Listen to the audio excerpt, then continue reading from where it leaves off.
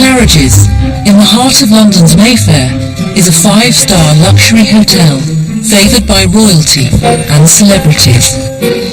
Known by some as the annex to Buckingham Palace, it opened its doors in 1854 under the watchful eye of Mrs. Claridge.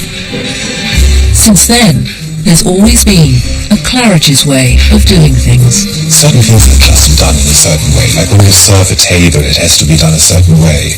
You know, when you greet a lady, it has to be done in a certain way. When you receive royalty, it has to be done in a certain way. You'd have someone who was employed just to clean silver, someone employed to just wind up the clock.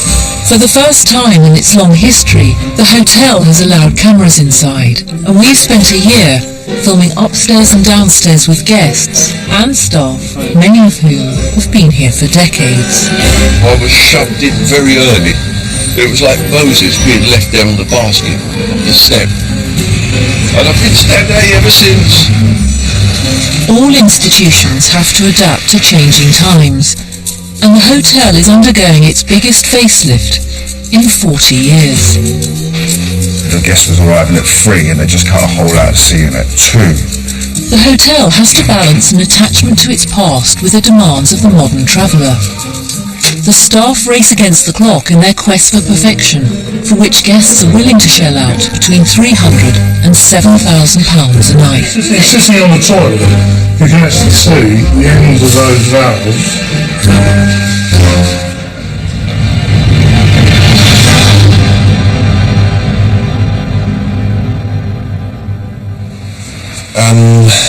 The group arrival today, who wants to talk us through this?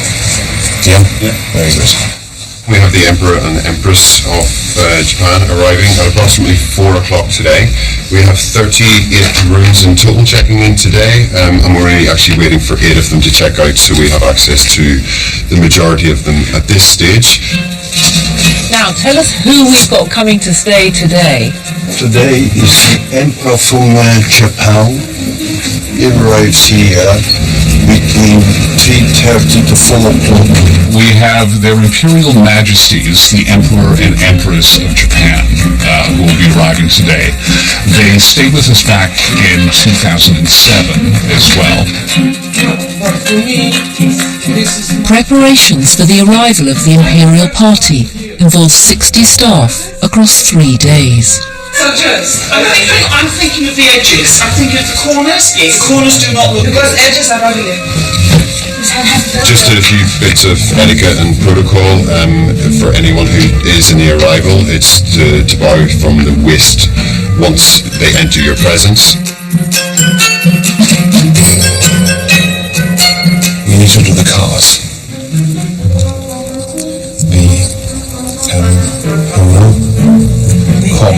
The Emperor and Empress of Japan. They were one of only 2 people who were actually present at the original coronation. So it's actually quite significant, the visit.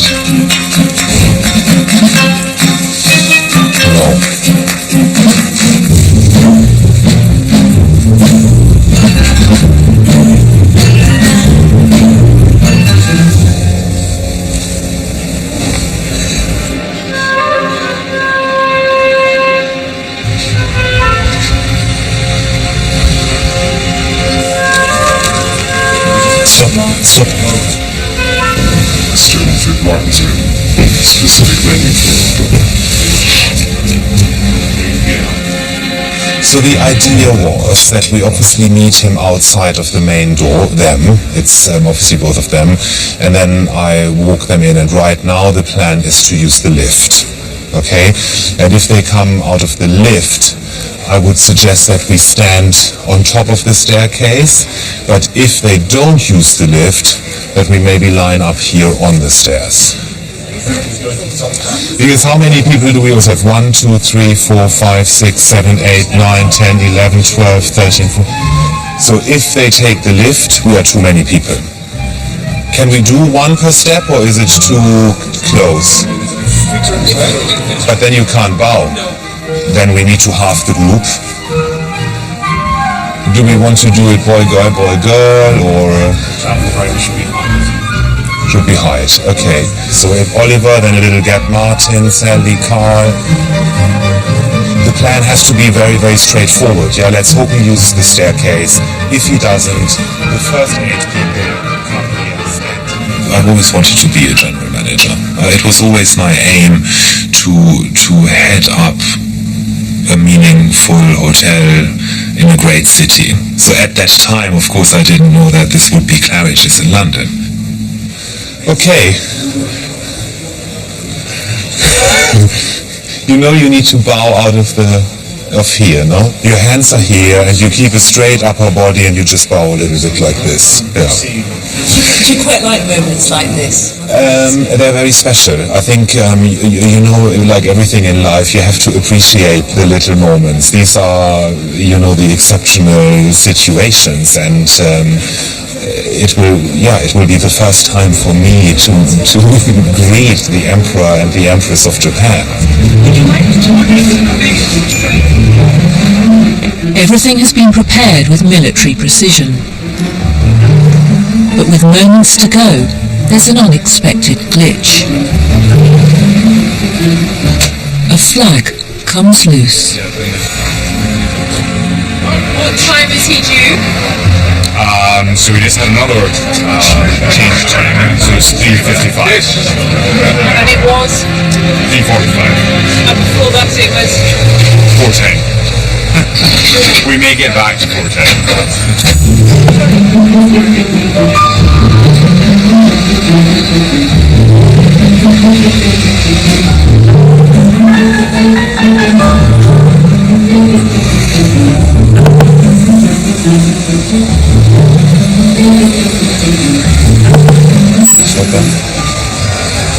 The Emperor and Empress finally step out of the car at 4:15 p.m.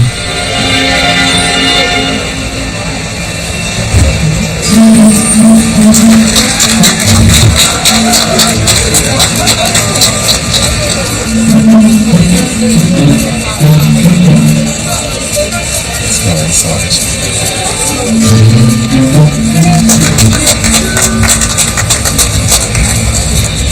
I hope you had a pleasant journey. It's wonderful to have you back. The Imperial entourage has booked 48 rooms across 3 days for their accompanying staff. The Emperor and Empress decided to take the lift. Would you like to live here? I could live here, yes, easily. I could easily live here, quite happily. I feel very good when I come through the revolving doors. Regular guests say, sit in the lobby of the Grand Hotel, and people come and people go. People come and people go. People come and people go. People come and people go. If you think of the original Grand Hotels of London, the Connaught, the Berkeley, the Ritz, the Dorchester, the Savoy, Claridges is the one that probably has the most royal connections. Princess Elizabeth, radiant in cyclamen pink satin, is with the Princess Royal. And I can always remember the Queen Mother's visits. The musicians used to strike up the Teddy Bears Picnic every time she came in, and nobody had to say anything. As she arrived, everybody just stood, and the hairs on my arm used to stand up every time, because I'd always be somewhere, hiding behind a pillar somewhere, so I could see her coming in. But amazing, absolutely amazing. And then people would just watch her as she would walk through, and then everybody would then just sit back down. People would call the telephone operators and here and say, can I speak to the king? And the operator would say, which one?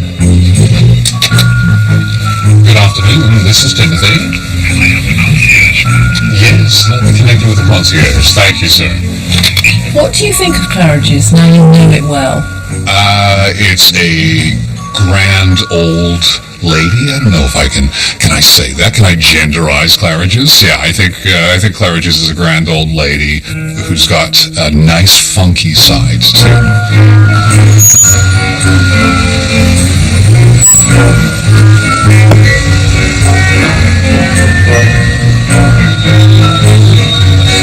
It's good to see you again. Joan Collins married her fifth husband, Percy, at the hotel 10 years ago.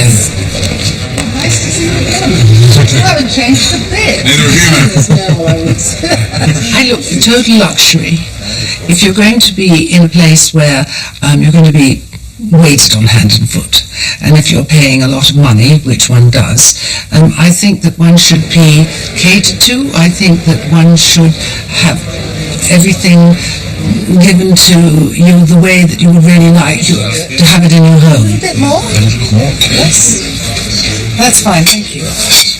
Bon appetit. Let's see you later. It's very spoiling, and a lot of people say, "Oh, how shocking!" But that's the way. That's what it should be with the hotel. Unless you're staying in a motel in which you just muck in. Good times and lots of work. Goodness, I'm going to have a moustache of this. How much do you think luxury should cost? I mean, is there a price where it becomes ludicrous? Yes, it's already ludicrous. It's already totally ludicrous. I think everything is far too expensive, including luxury. Joan is lunching with her long-standing agent, Peter Charlesworth, who first came to the hotel when he was a teenager. How old are you? 40. Wow. And this is when you were working here? Yes. As a bellboy? Yes. How long for? 14 months. Wow. 14 years old. No copies, please. Most of it was, would you post these letters? Would you take this parcel and get it fixed, get it registered for me? And so on. Did you have to knock on the doors? Yes. And did you ever walk in on anyone in compromising situations? No, I think I caught Alfred Hitchcock in a compromising situation. Oh, really? A very large blonde. Yes. Yes, he liked blondes. I thought he liked them petite.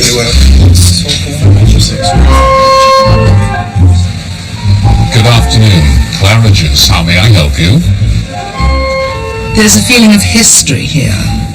I think that there is a wonderful feeling of grandeur, which is very exciting. There's a feeling that you're not quite in the 21st century. It's so pristine and wonderful that it's not as though it's today. Do you think a hotel like this should change at all? No, definitely not.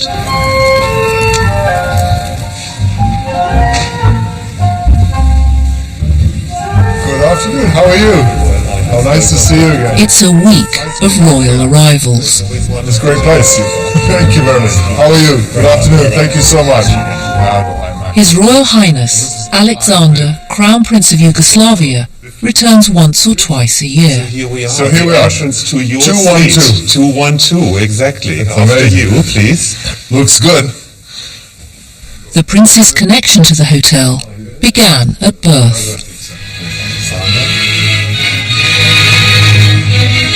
A tragic dynasty meets a new disaster. King Peter of Yugoslavia, seen here at his wedding in 1944, has been deprived of his throne. My father was King Peter II of Yugoslavia, and my mother was Queen Alexandra. She was the daughter of King Alexander of Greece. They actually met in London during the war, and they got married in 1944, and it was a bit of a subdued royal wedding. There was a reception here, I think, too. And at Claridges, yes. Another royal occasion, the christening in Westminster Abbey of the infant son of King Peter and Queen Alexandra of Yugoslavia. This is the bedroom where I was born.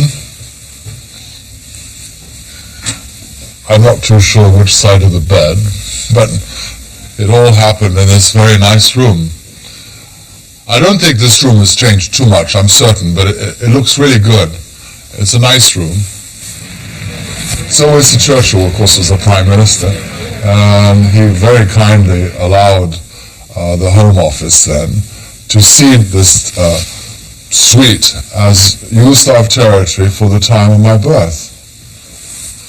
And they brought some earth from Yugoslavia, and I think it must have been a little bit, and they put it onto the bed. Very symbolic, which was very nice. The royal family were exiled in the hotel for 18 months after Alexander's birth. And I have a picture in Belgrade of my parents in front of this fireplace. And the fireplace hasn't changed. Same marble, it's very nice. It hasn't changed at all.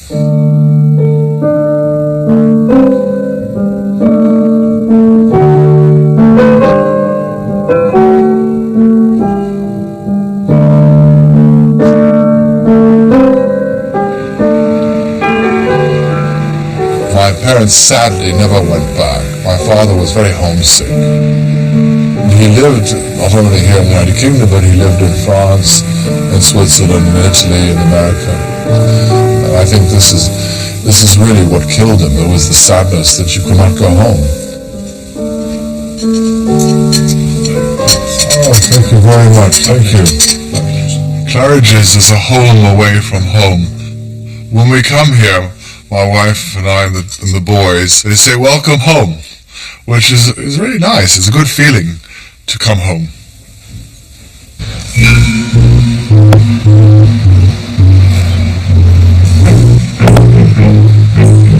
Good, John.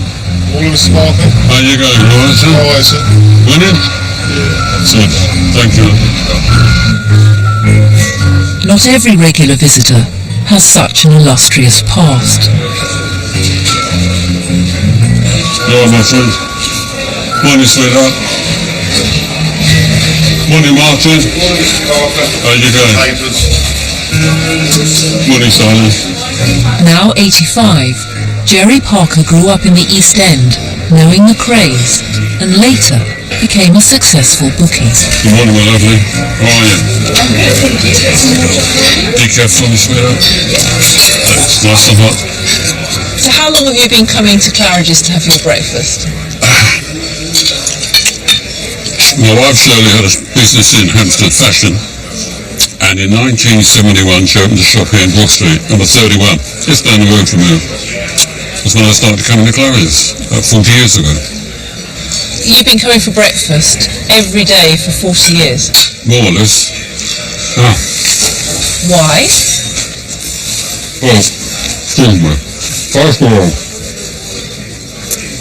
I love the hotel because it's actually steeped in history, going back to Queen Victoria, and the Queen Mother loved this hotel, and I feel very comfortable. I've been to other hotels, but it doesn't compare with this. It's got something about this place that's special. Do you always order the same breakfast? No.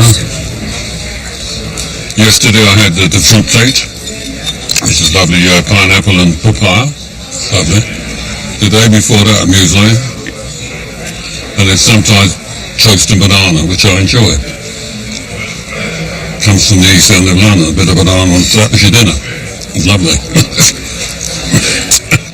For Jerry, it hasn't always been breakfast at Claridges. What were you down for? Being in possession of a full-knot shotgun and a Jaguar that didn't belong to me. A stolen car. They put me in one of the stubs, which was not delightful in the moment, so I can tell you, it was awful bloody place. I can see why you like Claridges now. Exactly. I go back to the 1930s in the East End, where we had a dustman every day. We had the postman 3 times a day, morning, lunchtime and tea time. Where's it all gone now? All the technology we got, the 21st century. I hate the 21st century. I do, I hate it. Where do you post your letters now? Yeah, I give them to Martin, and whoever did the concierge, they post them for me. If I want to send the fax off, which I don't know, they send it for me. And they get the return, they bring it in to me. So do you use Claridges as an office? This is my office. I've got the best office in London.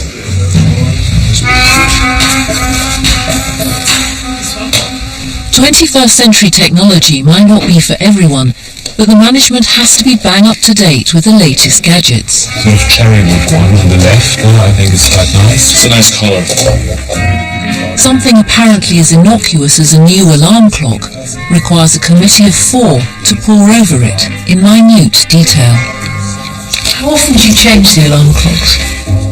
I cannot remember when we have last even looked at alarm clocks, and we had a walkabout the other day, and we just noticed that we don't really love what we have and that we should have something a little bit better. And You know, a hotel is a busy operation, and little details like an alarm clock can very easily be overlooked. I think simplicity will probably win in this case. Yeah. You know, there are 100 alarm clocks on the market. We're seeing 20 or something, which is great, thank you, but and this is trying to do something that it probably isn't really. I mean, it's pretty, but styles. Is this real silver? No. Oh, no, it's not. Well, because if we had something like this, it should probably be real silver. Ideally, it would be antique, or it would be a renowned maker. Does Erqui or Christoffler, or do they do things like that? Can we hear them? Can we hear what alarm they make? Because it's also very frightening sometimes in the morning. Batteries. You don't have batteries? Oh, let's get a battery. Stop. Stop. Oh. Yeah, because it's voice control. Why didn't we realize it did that? We need to think of... Short-sighted people. Yes, we do. We would need to have a look if the numbers are lighted at night. Which one? If they are lit at night, yes. Let's turn off the light. That will work. Well, the handles are lit.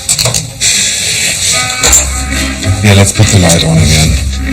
Having narrowed the choices down from 20 to 3, the final test is to see the new clocks in position. One by one. I think so. You see this one? It's interesting to see it in a different context, no? Like now you don't see it next to 20 others, it's just one, and... That's good. Very natural. Yeah, it almost disappears, no? It's... there you have the old green digital lightweight alarm clock, and then this looks much nicer, doesn't it? We're done. Good. Good. Lovely. Thank you. Thomas chooses the least complicated alarm clock, costing £20 for all 203 rooms. This hotel can easily show its age. Tony speaking. Hi. And it's Tony, the painter's job, to roam the corridors, touching up everyday stains, scuffs, leaks and drips, before the pampered guests have a chance to spot that anything is less than perfect. Are any still damaged, or are they all done now? So Tony, how many rooms are there in the hotel? 202, I think. I'm not sure exactly. And how many need to be painted or touched up or repaired every day? Well, I would say a guest could go into a room and he could knock his suitcase, or every room could have a black mark in it. It's just, you know, how bad they get. And the housekeepers keep on top of all of that.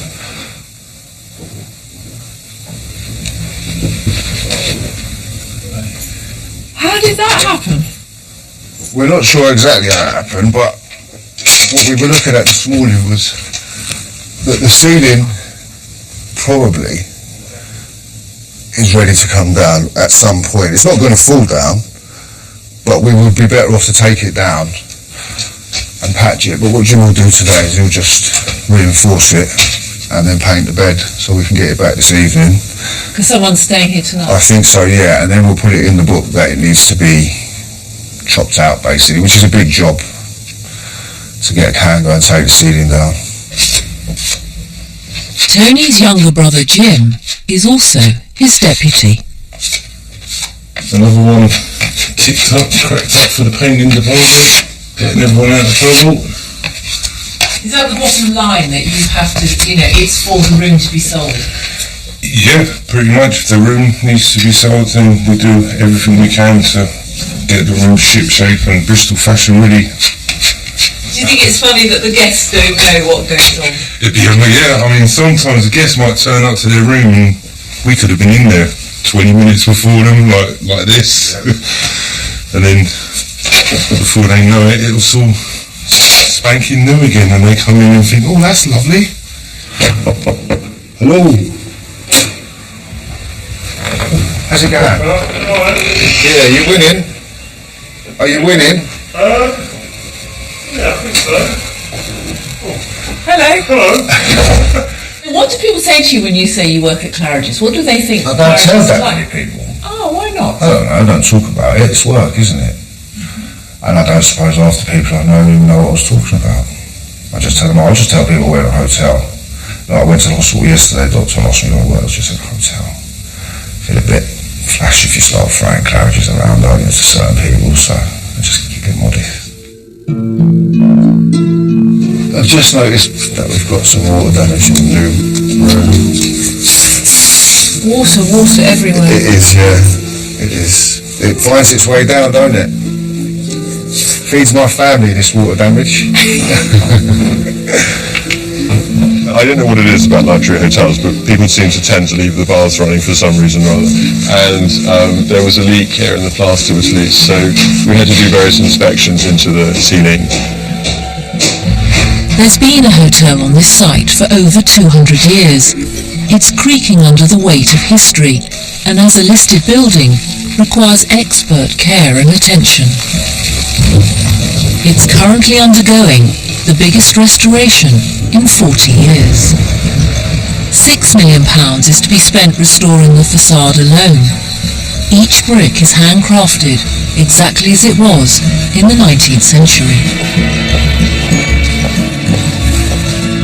Thomas knows the hotel can't just be a museum piece, and his 5-star guests will demand the latest innovations. 20 rooms have been shut off to be renovated over 4 months.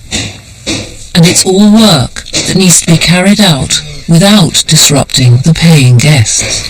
When you have an iconic hotel like Claridges and a building that is from 1811, basically in essence when it was first a hotel, there comes a lot of responsibility. We very much regard ourselves as custodians of this, and our responsibility is not only to sell these rooms and to make money and, host guests and make them happy, but also to restore and to keep this property. And that is what you see here. So, it is an old building, but it's the right thing to do for Claridges, and it's the right thing to, pass it on to the next generations and just to ensure that everything is perfect. So this is the bathroom. I've seen the plan for this bathroom, so it will be amazing. And it will, of course, make a reference to the original marble bathrooms that we are so proud of at Claridges.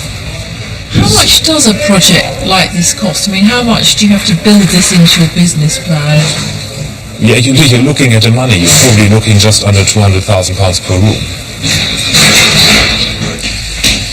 Thomas is constantly treading a careful line between the past and the future. Today's luxury traveler is not only looking for tradition, they're also looking at a new product and at technology that works and at speedy service. That's just really, really important. What is a tradition? It's an invention that at the time, was new, and it was just so good that it was kept and it became a tradition.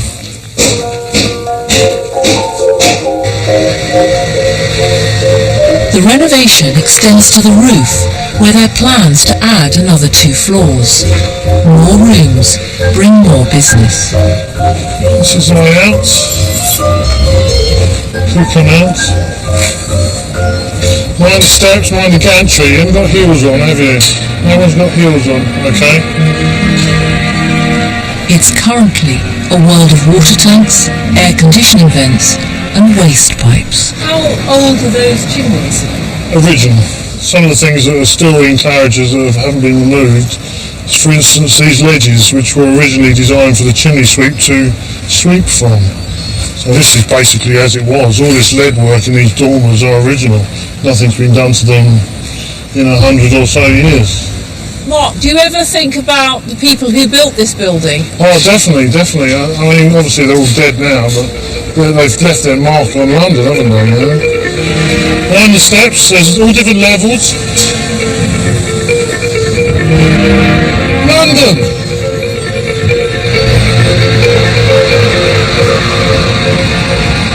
Sometimes in the morning you can't hear, there's always a seagull standing on there. It's very strange. We come here for years. When it's a bit rough at the sea, he comes down here and stays at Claridges. There's other lesser seagulls that go to Dorchester and places like that. They've got to know where to come. Where are we going now? We're going to the living room. Hello, how are you? Above stairs and below, there's 404 staff working away to satisfy every whim of the demanding guest. Good afternoon, gentlemen. Hi. So this is where it all happens. We've got 4 washing machines which are always in use, constant in use from 7 o'clock in the morning till about 10 o'clock at night. You've got all the pillowcases, bedside mats, chamber towels, hand towels, bath towels, all happening in these machines. And how many towels do you wash a day? About 1,500 a day. 7 days a week. 7 days a week.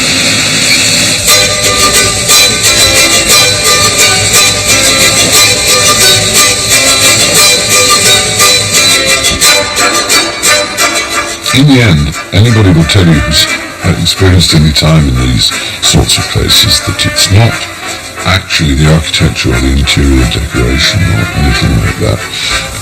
It's in the end, what you're really paying for is the payroll. It's for the fact that there are so many,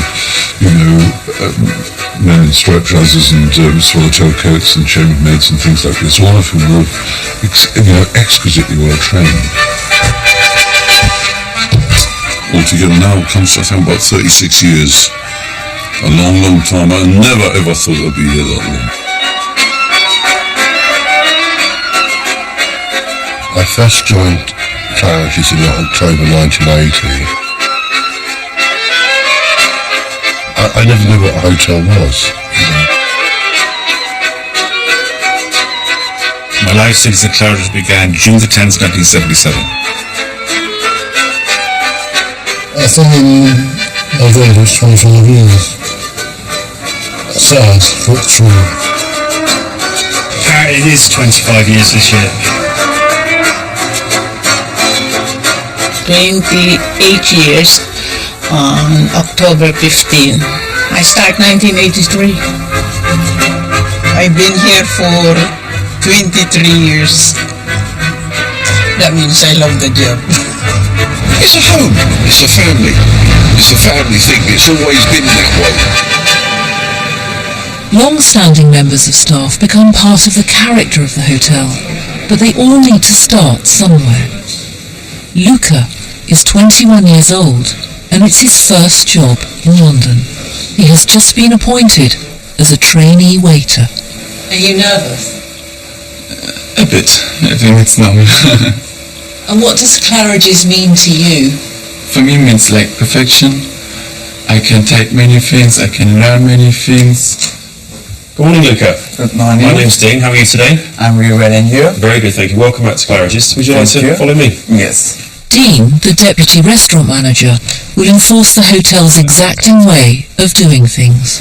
I'll just give you a very brief tour, sort of the back of house areas of the hotel. This is our main patisserie, okay? You can see through it. Also goes right through to the back there. So all the scones are baked in-house, some bread baked in-house. So just on your right-hand side, right in the middle of breakfast at the moment. Morning, chef. My first memory of the building was this smell, which I didn't know what it was at the time. And it was the smell of asparagus, and I'd never tasted asparagus before. Straight into here, okay, so champagnes, wines, water in the bottom. I was a 14-year-old boy that came from a very small village in the country, so I was so overwhelmed with the amount of people, the busyness, the sort of organised chaos that it was, really. Okay, Lucas, so we go through into the main restaurant. Yes. Luca's training will last for 3 weeks, and only then will he be let loose on a guest. First of all, we need a tablecloth. So what I'll do for you, I'll show you how we do it, okay? And then you can have a go yourself. So, Is there a Claridges way of laying a table, or is there a way of laying a table? open the cloth, and then we sort of fold it out. No, there is a way of laying a table, and I think Claridges needs to do it the way it is done. The chairs then just touching the tablecloth, okay? And how is it done? Right, focus on the left, the knife's on the right. Okay, now we're looking for 1 inch, okay, from the edge of the table, okay, and again, just off of the napkin. Main course glass has to be in line with the main course knife. If you have something opposite, then you know the guest who sits opposite to you, his knife needs to be just exactly in line with your fork. Again, 1 inch from the edge of the table and just off of the napkin. You know, that's a craft, that's a skill. You should be proud to know that, and you should be proud to execute it like that. Just imagine if those things wouldn't matter anymore. Is there a right place for the salt and pepper to go on a table? No, but the salt and pepper, for example, is always removed after main course. So that is, for example, a rule around salt and pepper. So if you ever find salt and pepper on your table whilst you're enjoying your dessert, you can actually know it's wrong. I just brought Sarah in now. We'll be spending the rest of today and actually the rest of this week with her. But I just brought her in now to do a little bit of role playing, okay? Good morning, Miss Cameron. How are you today? So you dressed already something? Yes. It's very important to start with, engage in a very light conversation. Good morning, Miss Cameron. How are you today? We know that she's a resident, so you enjoying your stay with us so far? I was over yesterday. Did you enjoy it? Excellent. Very good. Perfect. Maybe if I just start, okay? You just watch what I do. Yeah. Okay? Good morning, Miss Cameron. How are you today? Good morning. You slept well last night? Very well, thank you. And your husband will be joining us shortly? Not this morning, I'm afraid. Okay, very good. I'll have that removed for you. Yeah. So there's always little things that you can read from the guest, and that is absolute key. Can I offer you some more juice or maybe some water? Could I get a tea, actually? A tea? Yes, of course. Would you like a green tea or... Green tea is perfect. Green tea? The chilling is alright? A little bit lighter. Lighter? Yeah. Okay. Whatever you have. Yeah. Okay. We'll come back to the tea a little later, okay? It's very harsh. Do you remember your induction? Yes, very well. It was hard at first. It's a lot to remember. And what were your first impressions of Claridges when you joined? That room is very impressive. The size of it and the decor, it's quite intimidating at first until you get used to it. Luca, like every other member of staff, will be measured for his own personal uniform, so he's dressed in the Claridges way. Hello, Comforts. How are you? Hi. Do you mind taking off your blazer? Yes, of course. Thank you very much. What advice would you give to Luca then? Well, just to, keep his head down at first, duck the bullets. It's not a smooth ride, it's a hard ride. He's obviously got accommodation, he's got to think about everything, his parents aren't here, he's a young man, and Italians love their mama. He's obviously got to, just keep down and work very hard, but he seems that type anyway. Can I just ask how the uniform would be? For a foyer waiter, you're wearing a 3-button white blazer, Yes. white shirt, then you're getting a logo tie with black trousers. That is the new uniform. You like it? Really nice. Yes, I do. Very nice. Is the white a big change? It is quite a big change, absolutely. It's lovely on though. Is that a brave colour for a waiter? I think it's Claridges. You want to make a statement, don't you?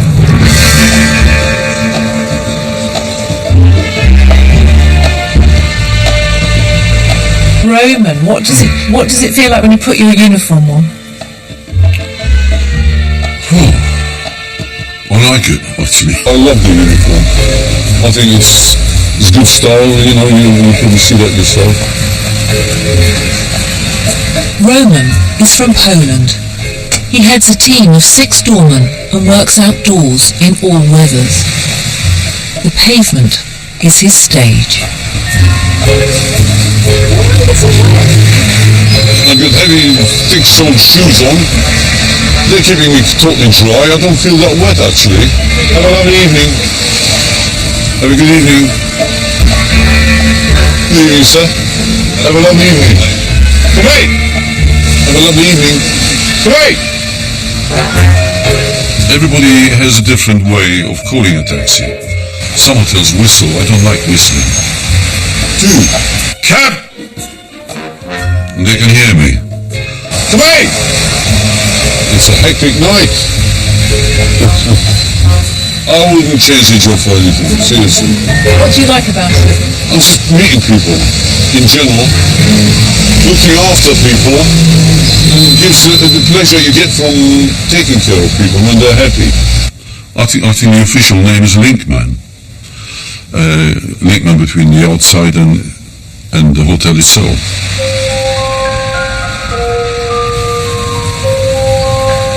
In 1958, when he was 12 years old, Roman was sent to the UK by a refugee charity in order to improve his education.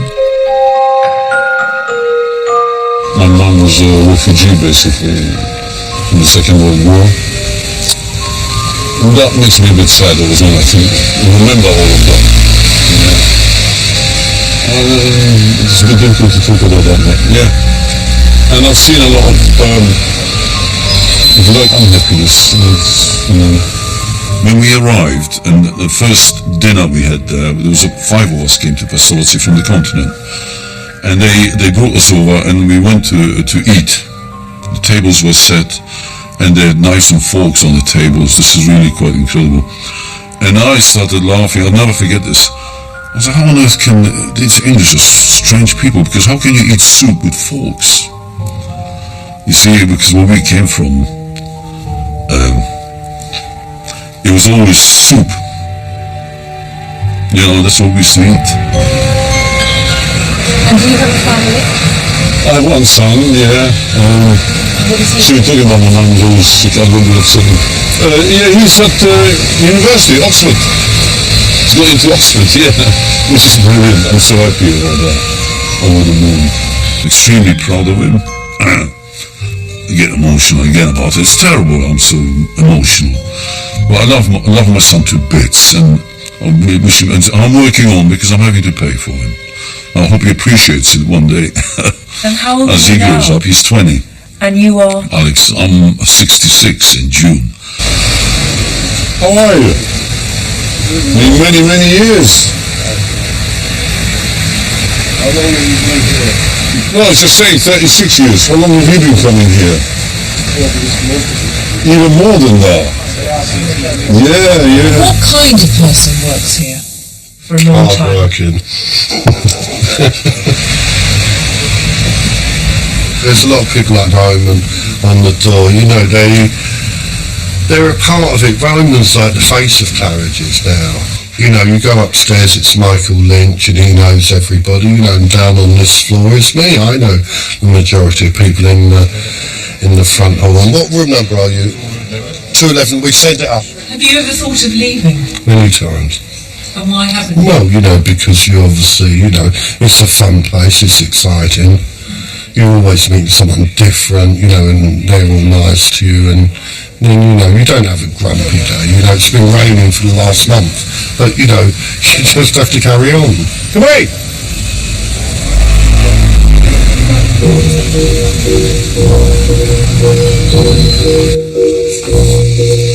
The builders have now been in for 14 weeks, renovating the suites. Thomas does his weekly inspection to keep an eye on the works. This was a public corridor before, which we have now incorporated into this suite, and by doing that it became a 2-bedroom suite. As I said before, this may look days and days and days away from finishing, but in actual fact I think the team is more advanced than it looks like. I was here yesterday or a day ago. The way it progresses and the speed and pace is just really fascinating. So there comes a point in every project when it takes ages and ages, and then suddenly it all happens. I like that point.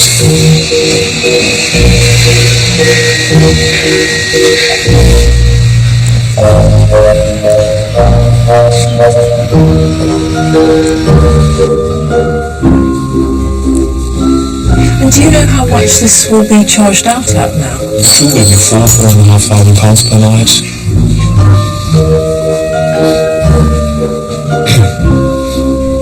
Above the renovated rooms sits the hotel's most expensive suite. Please come in.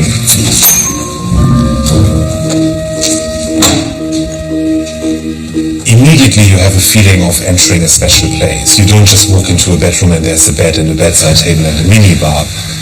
You look at these beautiful original fireplaces. We have a wonderful antique collection there. Look at this clock, the desk, the chairs. And then you enter the bedroom.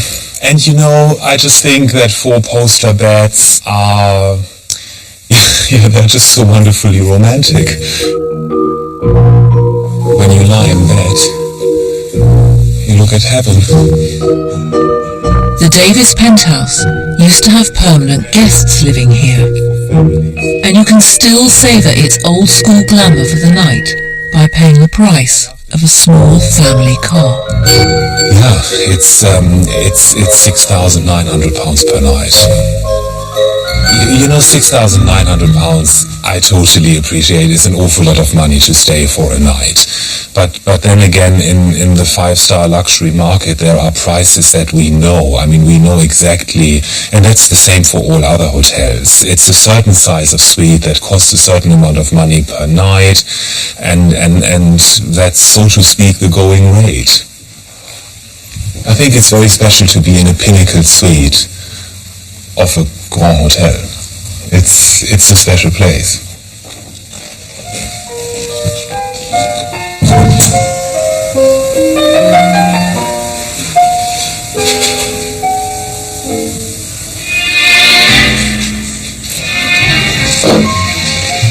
Well, it's just a drawer of menus, and it's lovely actually because people come along. It's a bit of a stiff drawer, maybe because there's so much in it.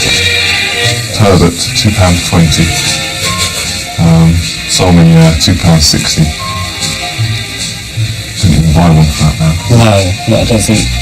Dare I say, you don't get anything here for £2.60 anymore. Not all guests can afford to stay at the hotel, but there is a way to experience something of the atmosphere by paying £50 a head for afternoon tea with champagne. Well, where else would you have it?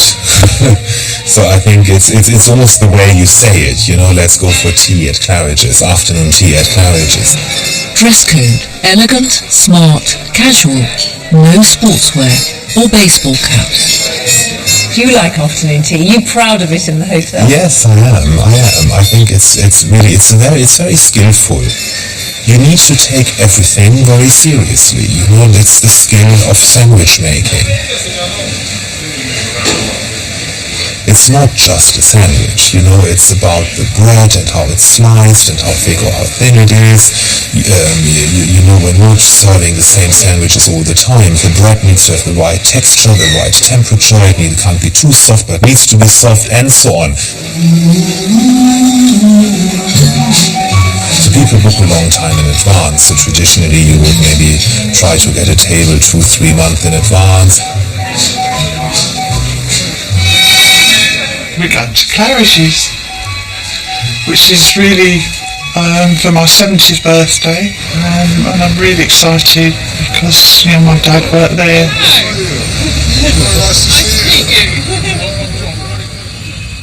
Sidney Mitchell worked as a doorman at the hotel between 1944 and 1976. Is that him there? That's Grandad, yeah. I remember the guys talking about Sid Mitchell. Very, very proud man. He would always be very upright, very formal, always in a tie. Grandad never ever, even if he was popping to the shops, he would always have a tie on, and always in a double Windsor, wasn't it? The characters have been here over the years. Many of them have been here a long time. How long ago would this have been then? I don't know. He was very young there. Afternoon tea is regarded by many as sacred, having been served at Claridges since the late 1890s. It really is a one-off experience for us. Really is. It's been serving up for years. What do you think about luxury hotels, the idea of them still existing? I think it's a good thing. Yeah. It's tradition. a bit like the regimental system in the military, isn't it? These traditions pass down, and with youngsters nowadays, they unless you bring these traditions up, they have nothing to look back on. And what are you expecting to eat and drink? Cucumber sandwiches.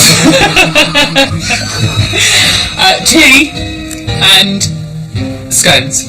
I've read up on the websites about their scones. And the jam. It's supposed to be very special apparently. So what's the most popular jam that's served at Claridges? Strawberry followed by marmalade, and then raspberry. Thomas takes afternoon tea very seriously. He's on a day trip to Yorkshire with head chef Martin Nail just to sample new pots of jam. Thank you very much. They've arranged to meet Elspeth Biltoft, who makes over 50 types of jam from her farmhouse.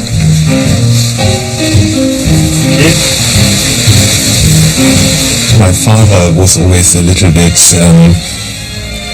I don't know if disappointed is the right word, but he was probably wondering that why I never wanted to help him in the garden. We had a very big garden at home.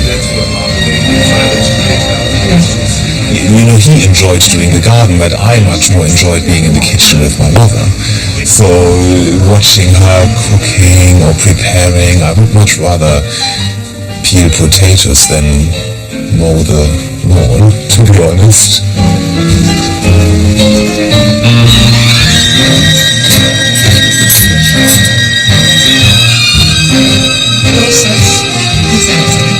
After a 6-hour round trip, almond and apricot jam is to be added to the hotel menu for the very first time. Morning, Jade.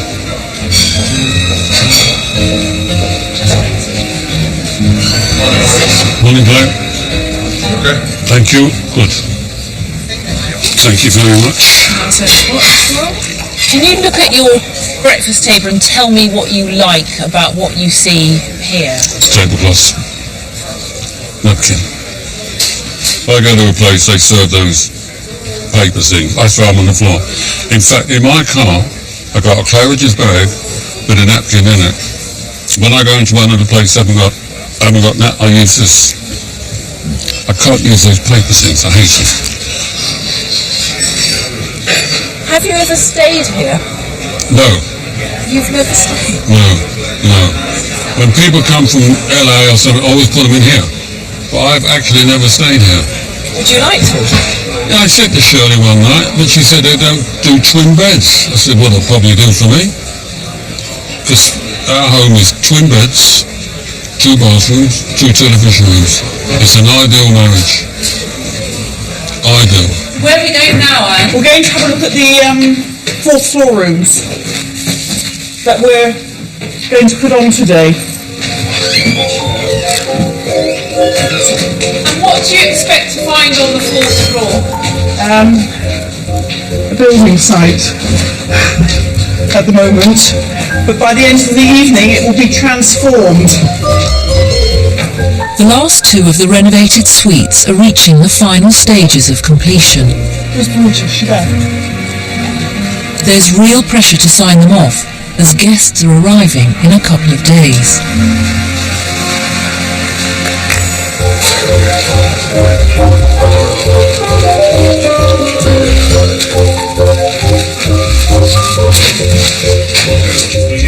We're finishing the last 2 suites of this refurbishment phase. So these are the last 2 suites to come back. Hello. Great. Yes, it's lovely. Well, that looks good. This table's beautiful. This table's beautiful. The sofa got in the end? It did. How did it get in? Well, they took the door frame off. The door off? The door off and the door frame. Oh, right. And it's all back in place. Yeah.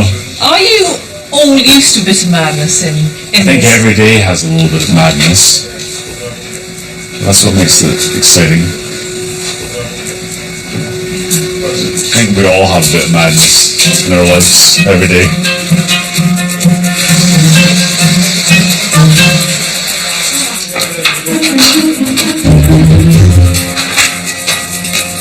Before any guest can book a room, it must be stayed in overnight by one of the senior team, who check every detail, from door handles to room service.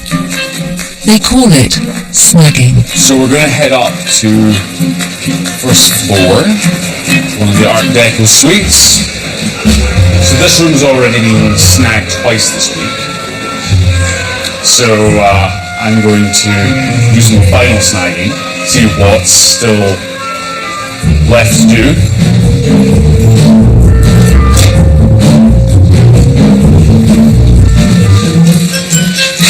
Okay, so this is a little stiff. There's a little bit of resistance. Well, that's not normally like that. So, there's a shelf missing in the minibar. So, just checking all these call buttons work as well, so they all light up. Also on snagging duty tonight, much to his delight, is Assistant Chief Engineer Mark Gillam. First I would check all the windows, and I would say that it's a bad fit. That soft close that they use nowadays everywhere, kitchen door, you can't sign the drawer, because they're all got soft close.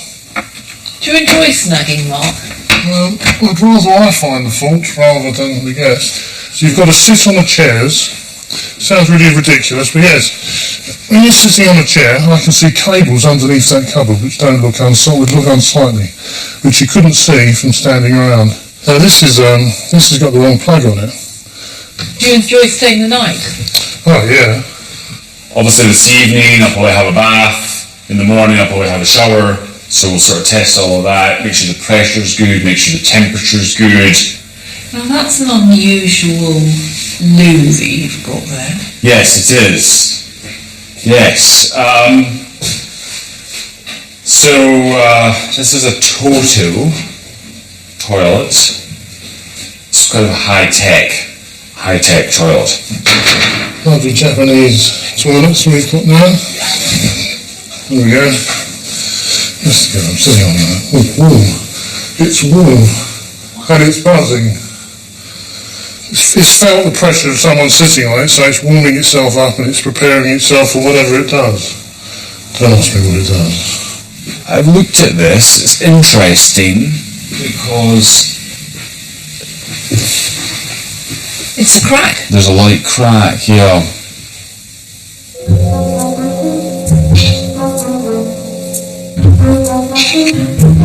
So this is another part of the snagging, really.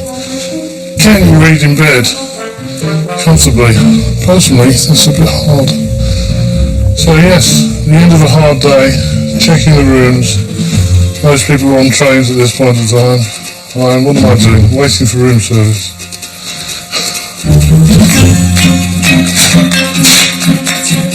Hello, Fabio. Please. Okay. So it's really important that in these new suites that we can get over the threshold of the door, and there's no issue there. There didn't seem to be any issue there, so that was good. I'm going to close this at the moment, just to see if it fits.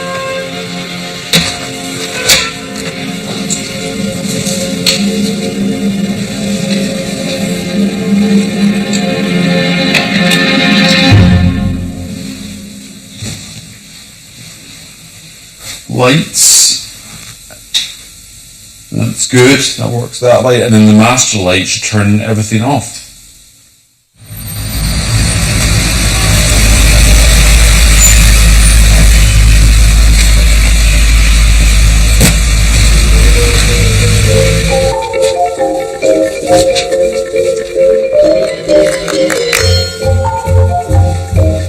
The hotel continues to evolve. Luca has passed his induction, and the scaffolding has come down. But some things will always stay the same. Has this always been the manager's office? I believe so, yes. It has always been the manager's office. This is an old desk, which we would obviously never change. We are only here for a certain amount of time. And how long is that time? I don't know. So in a way, we are a custodian of this hotel, and that's what we are. And the people who run this hotel needs to understand what Claridges is about. I can't imagine a time when people will not want to be pampered, to be made a fuss of, and to feel special, and to feel connected to a sort of golden thread of glamour, just to flavour a little part of it. I sometimes think I will, in my days, if I can afford it in a place like this, because it's better than old people's home. Do you ever think about the manager who will be here in 100 years' time? Yeah, well, I haven't specific. Now, actually, just as we spoke, I was thinking, and who will sit here? But what will it be like in 100 years? But you know what? It will probably be a very similar person. Don't you think?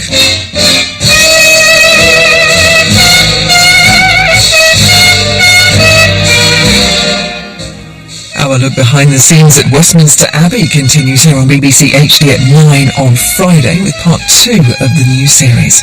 But back to tonight, and with comedy coming up with Never Mind the Buzzcocks.